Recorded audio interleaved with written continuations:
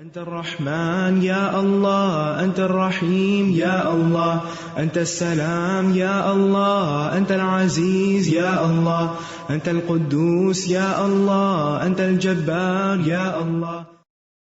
ولله الأسماء الحسنى فادعوه بها نحمده ونصلي على رسوله الكريم أما بعد فأعوذ بالله من الشيطان الرجيم بسم اللہ الرحمن الرحیم رب اشرح لی صدری ویسر لی امری واحلل عقدۃ من لسانی یفقہوا قولی. ناظرین، پروگرام اللہ کے خوبصورت نام کے ساتھ آپ کی خدمت میں حاضر ہیں. آج ہم انشاءاللہ اللہ سبحانہ تعالی کے نام العفو پر بات کریں گے. اللہ سبحانہ تعالی جو العفو ہے، درگزر کرنے اور پردہ پوشی کرنے کو پسند کرتا ہے. گناہ خواہ کتنا ہی سنگین کیوں نہ ہو، کتنا ہی بڑا کیوں نہ ہو، اس سے درگزر کرنا، اس کو معاف کرنا اس کے لیے کچھ بھی مشکل نہیں. وہ اپنے بندوں کے گناہوں اور عیبوں پر پردہ ڈالتا ہے اور ان کو ظاہر کرنا پسند نہیں کرتا، اور وہ بندوں کے حق میں بھی یہی پسند کرتا ہے کہ وہ دوسرے بندوں کے عیب اور ان کی کوتاہیاں اور ان کے گناہ اور ان کی غلطیاں معاف کر دیں اور ان کو دوسروں کے سامنے رسوا نہ کریں. اللہ سبحانہ تعالی اپنے بندوں سے ان کی برائیوں پر اپنے کرم اور احسان کی بنا پر درگزر کرتا ہے، مہربانی اور انعام کی بنا پر درگزر کرتا ہے، اور ان کے لیے اپنی وسیع رحمت کا دروازہ کھول دیتا ہے، یہاں تک کہ دلوں سے ہر طرح کی مایوسی ختم ہو جاتی ہے اور پھر ہر طرح کا بوجھ اتر جاتا ہے. العفو کا لفظ مبالغہ کا صیغہ ہے عربی میں، اور کئی معنوں میں استعمال ہوتا ہے. اس کا ایک معنی ہوتا ہے مٹانا، یعنی اللہ سبحانہ تعالیٰ گناہوں کو بالکل مٹا دیتا ہے، گویا کہ وہ ہوں ہی نہ. پھر اسی طرح ایک معنی ہوتا ہے درگزر کرنا، یعنی گناہ سے درگزر کرنا، گناہ کو دیکھنا لیکن اس پر سوال نہ کرنا. پھر اسی طرح ایک اور معنی ہے سزا کے مستحق کو سزا نہ دینا، یعنی وہ شخص جو اپنی غلطی اور قصور کی بنا پر سزا کا مستحق تھا، اللہ سبحانہ تعالیٰ نے اس سے درگزر کر لیا اور اس کو اس کے جرم کی سزا نہ دی. جیسے کہ حدیث میں بھی اس معنی میں استعمال ہوا ہے، جیسا کہ ایک حدیث میں آتا ہے، عبداللہ ابن عمرو رضی اللہ عنہ کہتے ہیں کہ ایک آدمی نبی صلی اللہ علیہ وسلم کے پاس آیا اور کہا، یا رسول اللہ صلی اللہ علیہ وسلم، ہم خادم کا کس حد تک جرم معاف کریں؟ یعنی بار بار غلطیاں کرتے ہیں، وہ کتنی دفعہ معاف کریں؟ آپ صلی اللہ علیہ وسلم خاموش رہے. اس نے پھر وہی بات کہی، یعنی اپنا سوال دہرایا. آپ پھر خاموش رہے. جب تیسری مرتبہ اس نے اپنا سوال دہرایا تو نبی صلی اللہ علیہ وسلم نے فرمایا، ہر روز 70 مرتبہ اپنے غلام کو معاف کرو، اس سے درگزر کرو. پھر اسی طرح اس کا ایک معنی ہے کسی چیز کو چھوڑنا اور اس کو ختم کرنا. اسی طرح ایک اور معنی ہے آسانی پیدا کرنا، یرید اللہ بکم اليسر ولا یرید بکم العسر، کہ اللہ تمہارے لیے آسانی پیدا کرتا ہے، تنگی پیدا نہیں کرتا. جیسا کہ ہم دیکھتے ہیں کہ جب انسان وضو کے قابل نہیں ہوتا یا وضو کرنا اس کے لیے مشکل ہوتا ہے تو اللہ تعالیٰ اس کے لیے تیمم کی سہولت پیدا کرتے ہیں. اسی طرح اگر کوئی شخص کھڑے ہو کر نماز نہیں پڑھ سکتا تو اس کو بیٹھ کر پڑھنے کی اجازت دیتے ہیں. اسی طرح اگر کوئی شخص رمضان میں روزے نہیں رکھ سکتا تو رمضان کے بعد اس گنتی کو پورا کرنے کی رخصت اور اجازت دیتے ہیں. پھر اسی طرح اس کا ایک معنی زائد چیز، یعنی عفو کہتے ہیں زائد چیز کو، اور یہ کثرت اور اضافے کے لیے بھی استعمال ہوتا ہے. تو اللہ سبحانہ تعالی بندوں کی نیکیوں کو کئی گنا بڑھا دیتے ہیں، یعنی ان کے حق سے کہیں زیادہ ان کو عطا کرتے ہیں. پھر یہ ہے کہ اس کا یہ عفو و کرم دو طرح کا ہے، ایک عام ہے اور ایک خاص ہے. عام تو اس کا ساری مخلوق کے لیے ہے، کیونکہ اگر ہر روز ہونے والے گناہوں کی مقدار کو دیکھا جائے، دنیا میں جتنے بھی فتنے فساد ہو رہے ہیں اور لوگ دن رات گناہوں میں جکڑے ہوئے ہیں، اگر اللہ تعالیٰ ان سے درگزر نہ کرے، انہیں ہر روز معاف نہ کرے، تو ان میں سے ایک بھی زندہ نہ رہے. انسان کیا، جانور بھی، کوئی جاندار اس زمین کے اوپر، اس پلانٹ کے اوپر باقی نہ رہے، لیکن وہ سب سے عفو درگزر کر رہا ہے. اسی طرح اس کا ایک خاص عفو ہوتا ہے، خاص معافی ہوتی ہے، وہ اس کے ان بندوں کے لیے ہوتی ہے جو توبہ کرتے ہیں، عبادت کرتے ہیں، اس کی طرف رجوع کرتے ہیں، نیکیوں کے ساتھ اپنی برائیوں کو مٹانے کی کوشش کرتے ہیں، اچھے اعمال کے ذریعے اپنے رب کو راضی کرتے ہیں، تو رب ان سے بھی درگزر کرتا ہے اور بہت خوبصورتی کے ساتھ. اللہ تعالیٰ فرماتے ہیں وَكَانَ اللَّهُ عَفُوًّا غَفُورًا، اور اللہ ہمیشہ سے بے حد معاف کرنے والا، نہایت بخشش فرمانے والا ہے. ایک اور جگہ آتا ہے ان اللہ لعفو غفور، یقیناً اللہ ضرور نہایت درگزر کرنے والا، بخشش فرمانے والا ہے. اب ہم دیکھیں گے کہ کس طرح اللہ سبحانہ وتعالیٰ اپنے بندوں سے درگزر کرتے ہیں قرآن مجید کی مختلف آیات کی روشنی میں. سورۃ الشورى میں اللہ تعالیٰ فرماتے ہیں وَهُوَ الَّذِي يَقْبَلُ التَّوْبَةَ عَنْ عِبَادِهِ وَيَعْفُو عَنِ السَّيِّئَاتِ وَيَعْلَمُ مَا تَفْعَلُونَ، اور وہی ہے جو اپنے بندوں سے توبہ قبول کرتا ہے، یعنی جب وہ اس کی طرف پلٹتے ہیں، رجوع کرتے ہیں، معافی مانگتے ہیں تو ان کو معاف کر دیتا ہے، اور برائیوں سے درگزر کر جاتا ہے، اور جانتا ہے جو تم کرتے ہو. یعنی اس کو سب پتا ہے کہ تمہاری غلطیاں کیا ہیں، کتنی ہیں، کس مقدار کی ہیں، کس ارادے سے ہیں، اور کس کے ساتھ کوئی زیادتی کی گئی ہے، لیکن اس کے باوجود وہ معاف فرما دیتا ہے. اور گناہ کتنے بھی زیادہ ہوں، یعنی تعداد میں یا کوانٹٹی میں، اللہ سبحانہ وتعالیٰ ان سب کو معاف کر سکتا ہے. اس کے لیے معاف کرنا کچھ بھی مشکل کام نہیں. ابو ذر غفاری کہتے ہیں کہ نبی صلی اللہ علیہ وسلم اپنے رب تبارک و تعالیٰ سے روایت کرتے ہیں کہ اللہ تعالیٰ فرماتے ہیں اے میرے بندو تم سب دن رات گناہ کرتے ہو، اور یہ ایک حقیقت ہے، اور میں سارے گناہوں کو بخشتا ہوں، تو تم مجھ سے بخشش مانگو میں تمہیں بخش دوں گا، یعنی مجھ سے معافی طلب کرو میں تمہیں معاف کر دوں گا. اسی طرح اللہ سبحانہ وتعالیٰ بہت سے گناہوں سے تو بغیر معافی کے بھی درگزر فرماتے رہتے ہیں، اور بعض اوقات بندے کو کسی مشکل میں ڈالتے بھی ہیں تو اس لیے تاکہ بندہ آئندہ بڑی غلطیاں کرنے سے بچ جائے. حقیقت یہ ہے کہ اللہ سبحانہ وتعالیٰ بہت زیادہ باتوں سے درگزر فرماتا ہے. بعض اوقات انسان اپنی ہی غلطیوں کی وجہ سے مشکل میں پھنس جاتا ہے، لیکن ایسے مواقع بہت کم ہوتے ہیں، کیونکہ بہت سی غلطیاں ایسی ہیں کہ جن پر اللہ تعالیٰ مواخذہ فرماتا ہی نہیں، ان کو ویسے ہی معاف کر دیتا ہے اپنے عفو کرم کی بنا پر، اپنی رحمت، شفقت، محبت اور رأفت کی بنا پر وہ اپنے بندوں سے صرف نظر کرتا رہتا ہے. اور کبھی انسان کے اپنے ہاتھوں کا کیا جب اس کے سامنے آتا ہے تو وہ بھی انسان کو دراصل آئندہ کے لیے مزید غلط کام کرنے سے روکنے کے لیے ہوتا ہے. فرمایا وما اصابکم من مصیبت فبما کسبت ایدیکم، اور جو بھی تمہیں کوئی مصیبت پہنچی تو اس کی وجہ سے جو تمہارے ہاتھوں نے کمائی کی، یعنی تمہاری اپنی غلطیاں ہوتی ہیں جو تمہارے سامنے آتی ہیں. وَيَعْفُو عَنْ كَثِيرٍ، اور وہ بہت زیادہ سے ویسے ہی درگزر کر جاتا ہے، یعنی ان پر پکڑتا ہی نہیں، ان کو بن کہے ہی معاف کر دیتا ہے. پھر اسی طرح اللہ سبحانہ تعالیٰ انسان کے عیبوں پر، اس کی غلطیوں پر، اس کے قصوروں پر پردہ بھی ڈالتا ہے. نبی صلی اللہ علیہ وسلم نے فرمایا ان اللہ ستیر یحب الستر، یقیناً اللہ تعالیٰ پردہ پوش ہے اور پردہ پوشی کو پسند فرماتا ہے، یعنی بندوں کے گناہوں کو ڈھانپتا رہتا ہے، چھپاتا رہتا ہے. تو اللہ سبحانہ تعالیٰ خود بھی پردہ پوشی فرماتا ہے اور بندوں سے بھی چاہتا ہے کہ وہ دوسروں کی پردہ پوشی کریں.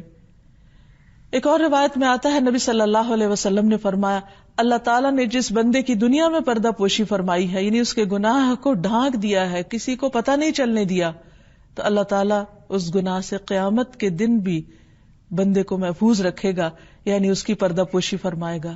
یہ ہے ہمارا رب العفو، جو بڑا ہی درگزر کرنے والا ہے. ایک آدمی نے ابن عمر سے پوچھا کہ تم نے سرگوشی کے متعلق نبی صلی اللہ علیہ وسلم سے کس طرح سنا ہے؟ انہوں نے بیان کیا کہ آپ صلی اللہ علیہ وسلم نے فرمایا تم میں سے ایک شخص اپنے رب سے قریب ہوگا یہاں تک کہ اپنا ہاتھ اس پر رکھ کر فرمائے گا کیا تو نے فلاں اور فلاں برے کام کیے تھے؟ وہ عرض کرے گا جی ہاں. وہ پھر پوچھے گا اور تو نے فلاں فلاں برے کام بھی کیے تھے؟ وہ عرض کرے گا جی ہاں. غرض اللہ تعالیٰ پہلے سارے گناہوں کا اقرار کرائیں گے، پھر فرمائیں گے میں نے دنیا میں تیرے گناہوں پہ پردہ ڈالا، میں آج بھی اس کو بخش دیتا ہوں۔ کتنا مہربان، رحمان اور رحیم ہے ہمارا رب۔ پھر اسی طرح اللہ تعالیٰ گناہ کو ظاہر کرنے کو پسند نہیں کرتے، یعنی کسی کے لیے بھی پسند نہیں کرتے کہ وہ دوسروں کے عیب اچھالے، اور خود بندے کے لیے بھی یہ پسند نہیں کرتے کہ وہ اپنے عیبوں کو خود کھولے یا ان کا ذکر کرے۔ رسول اللہ صلی اللہ علیہ وسلم نے فرمایا میری تمام امت کو معاف کر دیا جائے گا سوائے گناہوں کو کھلم کھلا کرنے والوں کے۔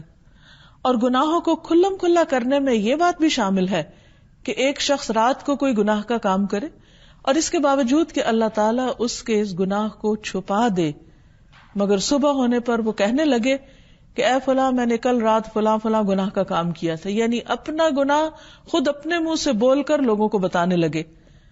رات گزر گئی تھی، اس کے رب نے اس کا گناہ چھپائے رکھا، لیکن جب صبح ہوئی تو وہ خود اپنے منہ سے اپنے عیب کھولنے لگا۔ تو اللہ سبحانہ تعالی ہم پر خود ہم سے بھی زیادہ مہربان ہے، یعنی ہم خود بھی اپنی وہ بھلائی نہیں جانتے، ہم خود بھی اپنے اوپر وہ احسان نہیں کرتے جو اللہ سبحانہ تعالی ہم پر احسان فرماتا ہے، اور اس کا احسان اس سے بھی آگے درجے کا ہے، اس سے بھی بڑھ کر ہے۔ تو آئیے دیکھتے ہیں کہ اللہ سبحانہ تعالیٰ کے گناہوں کو مٹانے کا انداز اور کیا ہے۔ یعنی کچھ گناہ تو ایسے ہیں کہ جن کو اللہ سبحانہ تعالیٰ خود اپنی رحمت سے ہی معاف کر دیتا ہے، لیکن اس کے علاوہ اس نے معافی کے کچھ اور طریقے بھی ہمیں بتائے ہیں۔ مثلا قرآن مجید سے ہمیں یہ پتہ چلتا ہے کہ ایمان اور تقوی گناہوں کو مٹانے کا ذریعہ بنتا ہے۔ اللہ تعالیٰ فرماتے ہیں وَلَوْ أَنَّ أَهْلَ الْكِتَابِ آمَنُوا وَاتَّقَوْا لَكَفَّرْنَا عَنْهُمْ سَيِّئَاتِهِمْ وَلَأَدْخَلْنَاهُمْ جَنَّاتِ النَّعِيمِ، اگر اہل کتاب ایمان لے آتے اور تقوی کی روش اختیار کرتے تو ہم ان سے ان کی برائیاں دور کر کے انہیں نعمتوں والے باغات میں داخل کرتے۔ تو گویا جو شخص ایمان لے آتا ہے اور جو شخص اللہ سے ڈرنے لگتا ہے، اللہ سبحانہ تعالیٰ اس کی پچھلی زندگی کے سارے گناہوں کو معاف کر دیتا ہے۔ اسی لیے جو شخص نیا مسلمان ہوتا ہے اس کے لیے اسلام لانے کا دن ایسے ہی ہوتا ہے جیسے اس دن وہ ماں کے پیٹ سے پیدا ہوا۔ اس کی پچھلی زندگی کے سارے گناہ اور قصور یا قلم معاف کر دیے جاتے ہیں۔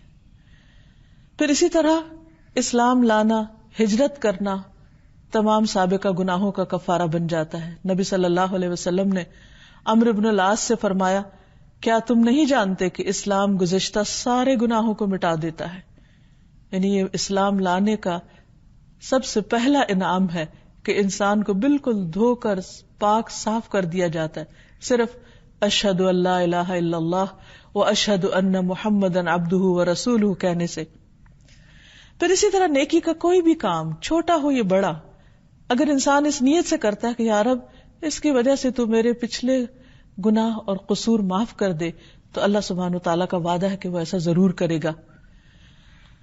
ہم سب اپنے آپ کو خوب پہچانتے ہیں، ہم سب کو معلوم ہوتا ہے کہ ہم نے کہاں کس کے ساتھ یا خود اپنے ساتھ کیا کیا غلطی کی، کیا قصور کیا، کیا گناہ کیا، اور پھر ہمارے اندر ایک گلٹ پیدا ہونے لگتی، اور پھر بعض اوقات وہ گلٹ اتنی بڑھ جاتی ہے کہ انسان ڈپریشن کا شکار ہو جاتا ہے۔ اس ڈپریشن سے مایوسی جنم لیتی، اس مایوسی سے انسان بالکل بیکار ہو کے بیٹھ جاتا ہے، وہ کچھ بھی کرنے کے قابل نہیں رہتا۔ یہ زندگی ایک بہت بڑی نعمت ہے، ایک ہی بار ملی ہے، اس کو بیکار کیسے ضائع کیا جا سکتا ہے؟ کوئی اور چانس تو ہے نہیں دوبارہ دنیا میں آنے کا۔ تو اللہ سبحانہ تعالیٰ بندوں سے کیا چاہتا ہے کہ وہ اپنی زندگی کو بھرپور طریقے سے گزارے، دنیا میں بھی اپنا ایک خاص رول پلے کریں جس کے لیے اللہ نے ان کو پیدا کیا، اور اسی طرح اپنی آخرت کو بھی بہترین بنائے۔ تو اللہ تعالیٰ نے ایسے تمام لوگوں کے لیے اپنی رحمتوں کے دروازے کھول دیے ہیں، اور کیا کہ پچھلی زندگی کے کوئی بھی کسی بھی قسم کے جو بھی گناہ ہوں ان کے عوض اسی قسم کی نیکیاں کر لی جائیں۔ جب بھی کوئی غلطی یاد آئے کہ اوہ میں نے فلاں خطا کی تھی، فلاں غلطی کی تھی، میں نے اپنا وقت ضائع کر دیا، میں نے فلاں کو اذیت دی، کوئی بھی تو فوراً اس وقت انسان کوئی نہ کوئی نیکی کا کام کرے، توبہ استغفار کرے، صدقہ خیرات کرے، نماز پڑھے، اگر کسی کے ساتھ زیادتی کی تو اس کے ساتھ حسن سلوک کر دے تو وہ اس کے گناہوں کا کفارہ ہو جائے گا.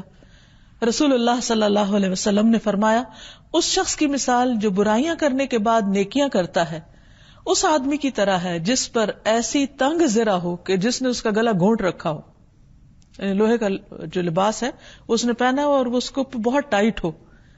ایسا آدمی جب نیکی کرتا ہے تو اس کا ایک کڑا ٹوٹ جاتا ہے، پھر دوسری نیکی کرتا ہے تو دوسرا ٹوٹ جاتا ہے، تیسری تو تیسرا، اور اس طرح ساری زرہ ٹوٹ ٹوٹ کر زمین پر گر جاتی ہے اور وہ آزاد ہو جاتا ہے. حقیقت یہ ہے کہ انسان جب گناہ کرتا ہے تو وہ گناہ اس کے دل پر ایک سیاہ نقطہ لگاتے ہیں. اگر توبہ کر لیتا ہے تو دل پھر چمک اٹھتا ہے، ورنہ وہ نقطہ پھیلتے پھیلتے سارے دل کو سیاہ کر دیتا ہے. اسی طرح انسان کے اوپر اتنا بوجھ بڑھ جاتا ہے، اتنی مشکل اس کے لیے ہو جاتی ہے اگر اس کے گناہ جمع ہوتے رہیں کہ وہ انسان سر اٹھانے کے قابل نہیں رہتا. تو اللہ سبحانہ وتعالیٰ اس سے وعدہ کرتا ہے کہ اگر وہ اب نیکی کے کام شروع کر دے تو اس کے پچھلے سارے بوجھ ہٹ جائیں گے. حقیقت یہ ہے کہ انسان اپنی ماضی پر جتنا بھی افسوس کرے کم ہے، لیکن محض افسوس فائدہ نہ دے گا، کیونکہ بہت سے لوگ نیکی میں شرمندگی کے مارے آگے نہیں بڑھتے کہ میں اتنا کچھ غلط کر چکا ہوں، اب میری توبہ کیسے ہوگی، اور میں نیکی کروں بھی تو اس کا کیا فائدہ، اور شیطان اس کو بار بار مایوس کرتا ہے. ایسے میں مایوسی کی ضرورت نہیں ہے. انسان کو چاہیے کہ وہ آج میں جیے، ماضی میں نہیں جیے. جو ہو چکا سو ہو چکا، وہ ہاتھ سے نکل چکا، اب اس کا ازالہ تو کیا جا سکتا ہے. تو ہمارے رب سبحانہ وتعالی نے اتنا خوبصورت دین ہمیں دیا، اتنی بہترین رہنمائی ہمیں دی کہ جس سے ہم دنیا اور آخرت دونوں کے بوجھوں اور غموں سے آزاد ہو سکتے ہیں. پھر اسی طرح یہ ہے کہ برائی کے بعد فوراً نیکی کر لینی چاہیے تاکہ وہ فوراً صاف ہو جائے. ابو ذر کہتے ہیں کہ ایک مرتبہ میں نے عرض کیا، یا رسول اللہ صلی اللہ علیہ وسلم مجھے کوئی وصیت کیجیے. آپ نے فرمایا، اگر تم سے کوئی گناہ ہو جائے تو اس کے بعد کوئی نیکی کر لیا کرو، وہ اس کو مٹا دے گی. وَأَتْبِعِ السَّيِّئَةَ الْحَسَنَةَ تَمْحُهَا. میں نے عرض کیا، کیا لا الہ الا اللہ کہنا نیکیوں میں شامل ہے؟ آپ نے فرمایا، یہ تو سب سے افضل نیکیوں میں سے ہے.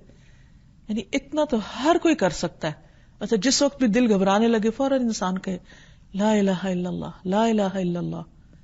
تو یہ لا الہ الا اللہ کہنا اس کے دل کا غم دور کر دے گا، اس کا بوجھ دور کر دے گا، اور اس کی غلطی کے احساس جرم کو ختم کر دے گا، اور اس طرح انسان بوجھ سے آزاد ہو جائے گا. پھر اسی طرح وضو کرنا.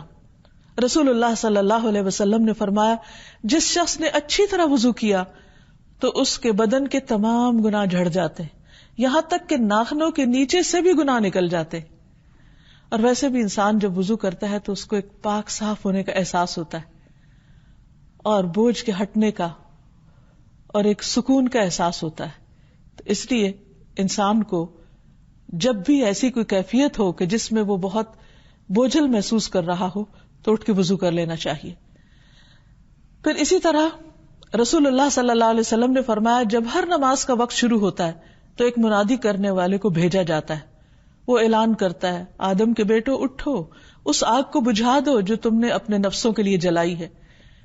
یعنی اللہ سبحانہ وتعالی نے بندوں کے اوپر ظلم نہیں کیا، یہ انسانوں کے اپنے گناہ ہیں جو جہنم کی شکل میں اس کے سامنے آئیں گے. تو اللہ تو سبحانہ وتعالی دن میں کئی بار ہمیں موقع دیتے ہیں کہ دو نمازوں کے بیچ میں ہم جو بھی آگ جلائیں اگلی نماز کے وقت اس کو بجھا ڈالیں. لیکن ہم میں سے اکثر لوگ اس پروویژن سے، اس اتنی بہترین چیز سے فائدہ نہیں اٹھاتے. تو لوگ کھڑے ہوتے ہیں، وضو کرتے ہیں تو ان کی آنکھوں کے گناہ جھڑتے ہیں. جب وہ نماز پڑھتے ہیں تو اس وقت کی نماز اور سابقہ نماز کے بیچ کے عرصے میں ہونے والے گناہ اس کے بخش دیے جاتے ہیں. اور تمام نمازوں میں اسی طرح ہوتا ہے. جب لوگ سوتے ہیں تو وہ بخشے ہوئے ہوتے ہیں، یعنی رات کو بالکل صاف ستھرے نہا دھو کر سکون سے سوتے ہیں، یعنی گناہوں سے نہا دھو کر. پھر آپ صلی اللہ علیہ وسلم نے فرمایا، بعض لوگ بھلائی کی حالت میں رات گزارنے والے ہیں اور بعض شر میں لتھڑ کر، یعنی جو رات کی نماز نہیں پڑھ کے سوتے یا اللہ کا ذکر کر کے نہیں سوتے، وہ دن بھر کے گناہ اپنے اوپر لے کے سوتے ہیں اور بنائیوں میں ہی لتھڑے رہتے ہیں، ایسے جیسے کوئی شخص غلاظتوں میں سو رہا ہو. تو ایسا کرنا دراصل اپنے ساتھ خود ظلم کرنا ہے. اللہ تعالیٰ نے کوئی موقع ایسا نہیں چھوڑا کہ جس میں بندوں کو معاف کرنے کا کوئی نہ کوئی طریقہ نہ رکھا ہو، لیکن اگر بندے اس سے فائدہ نہ اٹھائیں تو وہ خود اپنی جانوں پر ظلم کرنے والے ہیں. اللہ اپنے بندوں پر ظلم نہیں کرتا. پھر اسی طرح 5 نمازیں.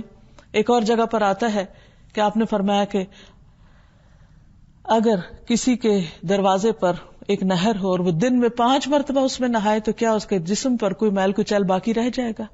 تو لوگوں نے کہا کوئی بھی میلا نہیں رہے گا جو 5 دفعہ دن میں نہائے. تو آپ نے فرمایا یہی مثال نمازوں کی ہے. جب بھی انسان سے کوئی خطا سرزد ہوتی ہے پھر وہ دعا مانگتا ہے اور مغفرت مانگتا ہے تو اس کی مغفرت کر دی جاتی، اس کی خطائیں معاف کر دی جاتی. تو آپ دیکھیے کہ دن میں اگر انسان 1 دفعہ نہا لے، یعنی شاور لے لے، تو بہت ہلکا پھلکا محسوس کرتا ہے. اگر 2 دفعہ لے لے تو اور بھی زیادہ پرسکون ہو جاتا ہے. تو کہا یہ کہ دن میں 5 مرتبہ، تو یہ دن میں 5 مرتبہ نماز پڑھنا گویا 5 مرتبہ نہانا ہے. تو ایسا شخص ہر طرح کے گناہوں سے ساتھ کے ساتھ پاک ہوتا چلا جاتا ہے. پھر اسی طرح مسجد کی طرف جانا، نماز کا انتظار کرنا.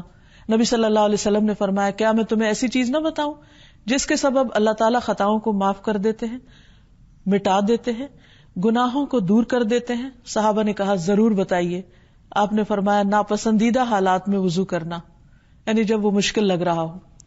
مسجد کی طرف زیادہ قدم اٹھانا، ایک نماز کے بعد دوسری نماز کا انتظار کرنا، یہ سب تمہارے لیے رباط ہے. رسول اللہ صلی اللہ علیہ وسلم نے فرمایا جو ایمان اور احتساب کے ساتھ رمضان کے روزے رکھے اس کے پچھلے سارے گناہ معاف ہو جاتے ہیں، اور جو ایمان اور احتساب کے ساتھ لیلۃ القدر میں قیام کرے اللہ تعالیٰ اس کے پچھلے سارے گناہ معاف کر دیتے ہیں. پھر اسی طرح آپ نے فرمایا صدقہ کرنا اور آدھی رات کو نماز پڑھنا گناہوں کو دور کرتا ہے. حج کرنا، فرمایا ان الحج یہدم ما کان قبلہ، حج گزشتہ سارے گناہوں کو مٹا دیتا ہے. پھر حج کے موقع پر یا عمرے کے طواف کے موقع پر حجر اسود اور رکن یمانی کو چھونا، آپ نے فرمایا ان دونوں کا استلام گناہوں کو بالکل مٹا دیتا ہے. خطائیں بالکل سب گر کے جھڑ جاتی ہیں اور انسان صاف ستھرا ہو جاتا ہے. پھر اسی طرح ذکر اذکار کرنا، لا الہ الا اللہ کا تو ہے ہی، اسی طرح باقی تسبیحات پڑھنا، سبحان اللہ و بحمدہ پڑھنا انسان کے گناہوں کو کثرت کے باوجود معاف کروا دیتے ہیں، خواہ وہ سمندر کی جھاگ کے برابر ہی کیوں نہ ہو. پھر اسی طرح لا حول ولا قوت الا باللہ پڑھنا، نماز کے بعد کی تسبیحات پڑھنا، ذکر کی مجلس میں شرکت کرنا. رسول اللہ صلی اللہ علیہ وسلم نے فرمایا جب کوئی جماعت اکٹھی ہو کر اللہ کا ذکر کرتی ہے، یعنی لوگ اکٹھے بیٹھ کر اللہ کو یاد کرتے ہیں، اور اکٹھے بیٹھنے کا مقصد صرف اور صرف اللہ کی رضا ہوتی ہے، تو آسمان سے ایک منادی آواز لگاتا ہے کہ تم اس حال میں کھڑے ہو کہ تمہارے گناہ معاف ہو چکے ہیں اور تمہارے گناہ نیکیوں میں بدل دیے گئے ہیں. پھر اسی طرح توبہ کے ذریعے گناہ معاف ہوتے ہیں کہ انسان باقاعدہ اپنے لیے اللہ سبحانہ وتعالیٰ سے معافی مانگے، اور پھر توبہ بھی گناہوں کو نیکی سے بدل دیتی ہے. حدیث میں آتا ہے التائب من الذنب کمن لا ذنب لہ، گناہوں سے توبہ کر لینے والا، پلٹ آنے والا، اپنی اصلاح کر لینے والا ایسا ہے گویا اس نے گناہ کیا ہی نہیں تھا. اس طرح اللہ تعالیٰ اس کو مٹا کے صاف فرما دیتا ہے. پھر توبہ جو ہے وہ گناہ کرنے والے کے دل کو چمکدار بنا دیتی ہے. رسول اللہ صلی اللہ علیہ وسلم نے فرمایا مومن جب گناہ کرتا ہے تو دل پہ سیاہ دھبا پڑتا ہے، اگر توبہ کر لے اور آئندہ کے لیے باز آ جائے اور استغفار کرے تو اس کا دل چمک کر صاف ہو جاتا ہے، یہ دھبا دور ہو جاتا ہے. اور اگر اور زیادہ گناہ کرے تو دھبا اور سیاہ ہو جاتا ہے، اور یہی وہ زنگ ہے جس کے بارے میں اللہ تعالیٰ فرماتے ہیں کلا بل ران علی قلوبہم ما کانوا یکسبون، کہ ان کے دل زنگ آلود ہو گئے ہیں ان کے اپنے گناہوں کی وجہ سے جو یہ کرتے رہتے ہیں. پھر اسی طرح بعض اوقات بندہ نماز میں، ذکر میں، صدقے میں، باقی نیکیوں میں سستی کرتا ہے، کوتاہی کرتا ہے. تو اللہ سبحانہ وتعالیٰ کوئی نہ کوئی آزمائش بھیجتا رہتا ہے بندے پر تاکہ بندے کا دل نرم ہو اور بندہ اللہ سبحانہ وتعالیٰ کی طرف رغبت کرے. اسی لیے فرمایا کہ ہر دکھ، تکلیف، رنج، غم گناہوں کو مٹاتا ہے. رسول اللہ صلی اللہ علیہ وسلم نے فرمایا کسی مومن آدمی کو کوئی بھی تکلیف یا کوئی بھی بیماری یا رنج، حتیٰ کہ کانٹا بھی چبھتا ہے تو اس سے اس کے گناہوں کا کفارہ کر دیا جاتا ہے. پھر آزمائشیں گناہوں سے پاک کرنے کا ذریعہ ہوتی ہیں. رسول اللہ صلی اللہ علیہ وسلم نے فرمایا مومن مرد اور عورت پر ہمیشہ آزمائش آتی رہتی ہے، کبھی اس کی ذات میں، کبھی اولاد میں، کبھی مال میں، یہاں تک کہ جب وہ اللہ تعالیٰ سے ملاقات کرتا ہے تو گناہوں سے پاک ہوتا ہے. پھر اسی طرح بیماریاں گناہوں کو مٹانے کا ذریعہ بنتی ہیں. پھر جب آزمائش آتی ہے اور بندہ اس پر شکوہ شکایت نہیں کرتا، الحمدللہ کہتا ہے، تو اس سے بھی انسان گناہوں سے پاک ہو جاتا ہے. پھر اسی طرح اگر کسی پر حد جاری ہو جائے تو وہ کبیرہ گناہ بھی انسان سے معاف ہو جاتا ہے.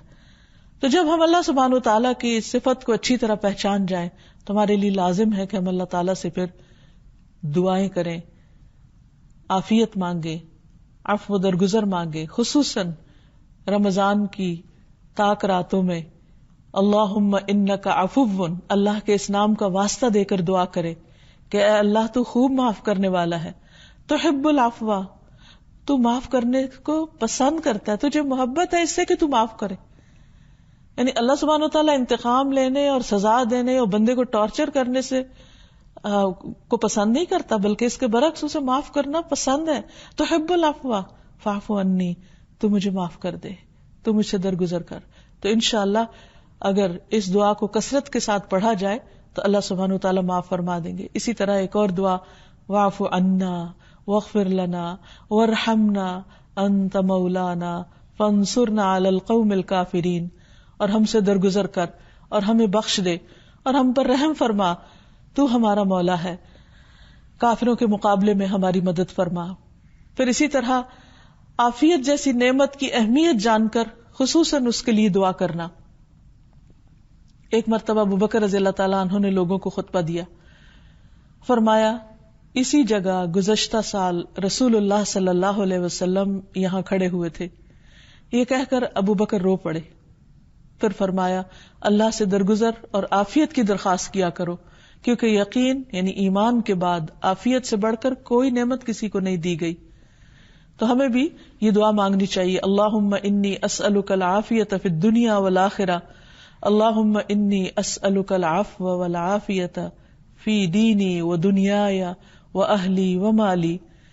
صبح شام کی جو دعائیں بتائی گئی ہیں ان میں سے یہ دعا بھی ہے، جس میں آگے مزید کچھ چیزیں بھی شامل ہیں، لیکن مقصد یہی ہے کہ انسان اللہ سبحانہ وتعالیٰ سے عفو درگزر کی درخواست کرتا رہے. پھر میت کے گناہوں کی معافی میں بھی خصوصاً اس سے اللہ سبحانہ وتعالیٰ کے عفو درگزر کی درخواست کی جاتی ہے.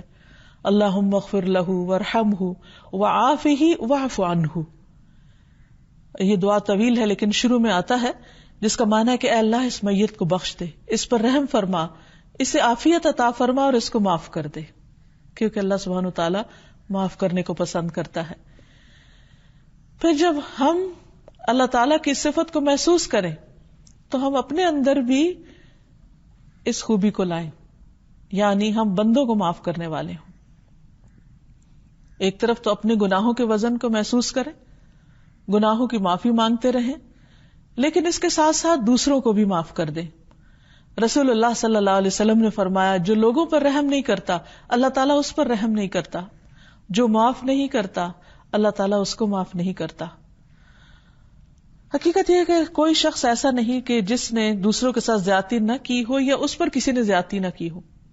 بعض زیادتیاں چھوٹی ہوتی ہیں اور بعض بڑی ہوتی، اور جب کوئی آپ کو کسی بھی طرح سے تکلیف دے، آپ کا حق چھینے، آپ پر زیادتی کرے، تو پھر انسان کو بعض اوقات ایسی تکلیف پہنچتی ہے کہ انسان معاف نہیں کر سکتا اور انسان کا دل بھی بہت دکھی ہو جاتا ہے. لیکن پھر بھی انسان اپنی خاطر دوسروں کو معاف کر دے کہ یا اللہ میں چاہتا ہوں تو مجھے معاف کر دے، اس بنا پر میں دوسرے ہر شخص کو جس نے میرے ساتھ کوئی بھی زیادتی کی ہو میں سب کو معاف کر رہا ہوں. حقیقت یہ ہے کہ معاف کرنے سے عزت میں اضافہ ہوتا ہے، بندوں کے ہاں بھی اور اللہ سبحانہ تعالیٰ کے ہاں بھی. رسول اللہ صلی اللہ علیہ وسلم نے فرمایا صدقہ مال کو کم نہیں کرتا، معاف کرنے سے اللہ تعالیٰ بندے کی عزت میں اضافہ کرتے ہیں، اور جو اللہ کے لیے جھک جاتا ہے، تواضع اختیار کرتا ہے، اللہ تعالیٰ اس کو بلندی عطا کرتے ہیں. کیونکہ بعض اوقات ہم یہ سمجھتے ہیں نا کہ اس طرح تو لوگ ہمیں دبا جائیں گے اور لوگ ہمارا حق مار جائیں گے، تو ہم یعنی کہ لوگوں کو دبانے کے لیے سختی کا رویہ اختیار کریں. تو نہیں، جب انسان اللہ کی خاطر تواضع اختیار کرتا ہے اور لوگوں کی غلطیوں سے درگزر کر جاتا ہے تو اللہ تعالیٰ اس کا درجہ بلند فرماتے ہیں. پھر اسی طرح نبی صلی اللہ علیہ وسلم کی خاص صفت بتائی گئی ہے کہ وَيَعْفُ عَنْ كَثِيرٍ. اللہ تعالیٰ فرماتے ہیں اے اہل کتاب، بے شک تمہارے پاس ہمارا رسول آیا جو تمہارے لیے ان بہت سی باتوں کو کھول کر بیان کرتا ہے جو تم چھپایا کرتے تھے، اور بہت سی باتوں سے درگزر کر جاتا ہے.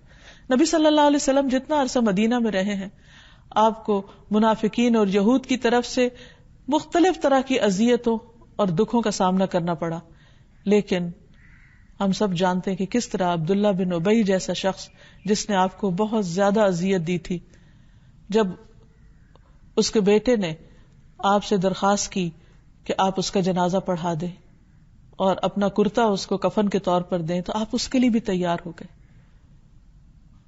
اور پھر فتح مکہ کے موقع پر آپ نے اپنی جان کے دشمنوں کو معاف کر دیا اور ان سے درگزر کی.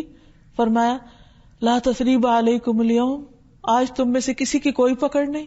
یہ وہ لوگ ہیں جنہوں نے آپ کو آپ کے گھر سے نکالا تھا اور آپ کو طرح طرح کی اذیتیں دی تھی، آج آپ ان سب کو معاف کر رہے ہیں. یہ ہیں ہمارے پیغمبر صلی اللہ علیہ وسلم، اور ہمیں انہی کے راستے پر چلنا ہے اور لوگوں کی غلطیوں سے درگزر کرتے چلے جانا ہے. بعض اوقات ایسا ہوتا ہے کہ ہم باہر والوں کو تو معاف کر دیتے ہیں، لیکن خود اپنے گھر والوں کو معاف نہیں کر سکتے، اپنے بہن بھائیوں کو معاف نہیں کرتے، بعض اوقات اپنے ہی بچوں کو معاف نہیں کرتے. اور جو جتنا قریبی ہوتا ہے اس کی بے رخی، اس کی تکلیف اتنی زیادہ انسان کو دکھ دیتی. اس لیے انسان کے لیے وہ صدمہ ناقابل برداشت ہو جاتا ہے. تو اللہ سبحانہ وتعالیٰ فرماتے ہیں یا ایھا الذین آمنوا، اے لوگو جو ایمان لائے ہو، ان من ازواجکم و اولادکم عدوا لکم، بے شک تمہارے ازواج اور اولاد میں سے بعض تمہارے دشمن ہیں. یعنی اس حد تک تمہارے اور ان کے بیچ میں مشکل ہے، تعلقات کی خرابی ہے یا زیادتیاں ہیں آپس کی. فاحذروہم، ان سے بچ کے رہو، محتاط رہو. لیکن زندگی کی گاڑی چلانے کے لیے وَإِن تَعْفُوا وَتَصْفَحُوا وَتَغْفِرُوا فَإِنَّ اللَّهَ غَفُورٌ رَحِيمٌ. لیکن اگر تم معاف کر دو، درگزر کرو، بخش دو، تو یاد رکھو کہ اللہ بھی غفور الرحیم ہے. اگر تم ان کو معاف کرتے چلے جاؤ گے تو اللہ سبحانہ وتعالیٰ تمہیں معاف کر دے گا. پھر اسی طرح گھر والوں کو بھی اس کی تلقین کرنی چاہیے کہ وہ بھی ایک دوسرے کو معاف کر دیں اور ایک دوسرے سے بدلہ نہ لے. پھر اسی طرح خادموں سے درگزر کرنے کے بارے میں آپ نے فرمایا دن میں 70 بار معاف کرو ان کو. پھر جسمانی تکلیف پر بھی معاف کرتے ہیں، اور مختلف طرح سے درگزر کرنے کی مثالیں خود نبی صلی اللہ علیہ وسلم کی زندگی میں ملتی ہیں. انس بن مالک کہتے ہیں کہ میں رسول اللہ صلی اللہ علیہ وسلم کے ساتھ چل رہا تھا، آپ کے جسم مبارک پر نجران کی بنی ہوئی چادر تھی. اتنے میں ایک دیہاتی آیا، اس نے آپ کی چادر پکڑ کر اتنی زور سے کھینچا کہ میں نے رسول اللہ صلی اللہ علیہ وسلم کے مونڈے پر دیکھا کہ اس زور سے کھینچنے کی وجہ سے نشان پڑ گیا ہے. اس نے کہا محمد مجھے اس مال میں سے دیجیے جو اللہ نے آپ کو دیا. رسول اللہ صلی اللہ علیہ وسلم اس کی طرف متوجہ ہوئے، دیکھ کر مسکرائے. اپنے آپ کو اس جگہ رکھ کر دیکھیں کہ کوئی آپ کا دوپٹہ کھینچے یا کپڑا کھینچے تو آپ پلٹ کر کیسے دیکھیں گے اس کو. لیکن آپ صلی اللہ علیہ وسلم کی شفقت اور عفو درگزر کی عادت، آپ اسے دیکھ کر مسکراتے ہیں اور آپ اسے دینے کا حکم دیتے ہیں کہ اسے کچھ دے دیا جائے. اسی طرح ایک اور واقعہ بھی ہمیں سیرت میں ملتا ہے. عبداللہ بن ابو بکر سے مروی ہے کہ وہ ایک عربی شخص سے بیان کرتے ہیں، اس نے کہا حنین والے دن میں رسول اللہ صلی اللہ علیہ وسلم سے ٹکرا گیا، میرے پاؤں میں بھاری جوتی تھی، میں نے آپ کے پاؤں کو رون ڈالا، آپ کے ہاتھ میں ایک کوڑا تھا تو آپ نے اس سے مجھے چوکا دیا اور کہا بسم اللہ، تم نے مجھے تکلیف دی ہے. اس نے کہا کہ میں نے رات بھر اپنے نفس کو ملامت کی کہ میں نے اللہ کے رسول صلی اللہ علیہ وسلم کو تکلیف دی، یہ سو نہیں سکا اس غم میں. اور وہ رات میں نے ایسی گزاری کہ اللہ ہی بہتر جانتا ہے کہ مجھ پہ کیا گزرا. جب صبح ہوئی تو ایک آواز دینے والا آواز دے رہا تھا اور وہ میرا نام لے رہا تھا. میں نے کہا اللہ کی قسم یہ تو وہی بات ہوئی جو کل ہو گئی تھی مجھ سے، اب کیا ہوگا؟ اور پریشان ہوا. تو بلانے والے نے کہا کہ تمہیں اللہ کے رسول صلی اللہ علیہ وسلم نے بلایا. وہ کہتے ہیں کہ میں اللہ کے رسول صلی اللہ علیہ وسلم کی خدمت میں حاضر ہوا. آپ نے فرمایا کہ کیا تم وہی ہو جس نے کل میرا پاؤں روندا تھا اور مجھے تکلیف دی تھی اور میں نے آپ کو کوڑے کا کچوکا لگایا تھا. اس نے کہا جی اللہ کے رسول صلی اللہ علیہ وسلم وہ میں ہی ہوں. تو آپ نے فرمایا یہ لو تمہارے لیے 80 گائے ہیں, 80 گائے اس کے بدلے میں, کیونکہ میں نے تمہیں اپنے کوڑے سے کچوکا لگایا تھا. یہ ہے اللہ کے رسول صلی اللہ علیہ وسلم کا معاف کرنا, درگزر کرنا. لیکن ہم اپنے طرز عمل کو دیکھیں کہ ہم چھوٹی چھوٹی باتوں پر معاف کرنا تو دور کی بات, اگر بدلہ لیں تو اس سے بھی کئی گنا, جب تک زیادہ نہ لیں تو ہم سمجھتے ہیں کہ ہمارا بدلہ ابھی ہوا ہی نہیں. نبی صلی اللہ علیہ وسلم لوگوں کی تکلیف دینے والی باتوں کو بھی سن کر درگزر فرمایا کرتے تھے, اور پھر جان کے دشمنوں سے درگزر کرتے, ظلم کرنے والوں کو معاف کر دیتے. نہ صرف یہ کہ معاف کرتے بلکہ ان کو دعا بھی دیتے بعض اوقات. پھر اسی طرح آپ صلی اللہ علیہ وسلم اپنے صحابہ کو بھی اس بات کی تلقین کرتے کہ وہ دوسروں کو معاف کر دیں. ہم بھی آپ ہی کی امت کے لوگ ہیں, ہم سب کے لیے بھی ضروری ہے کہ ہم ایک دوسرے کو معاف کرنا سیکھیں تاکہ اللہ سبحانہ وتعالی ہمیں معاف کر دے. وآخر دعوانا ان الحمد للہ رب العالمین. أنت القاهر يا الله, أنت الحسيب يا الله, أنت الشافي يا الله, أنت المبين يا الله, أنت الوكيل يا الله, أنت القيوم يا الله, أنت المتين يا الله, أنت السبوح يا الله. لا إله إلا الله محمد رسول الله, لا إله إلا الله محمد رسول الله.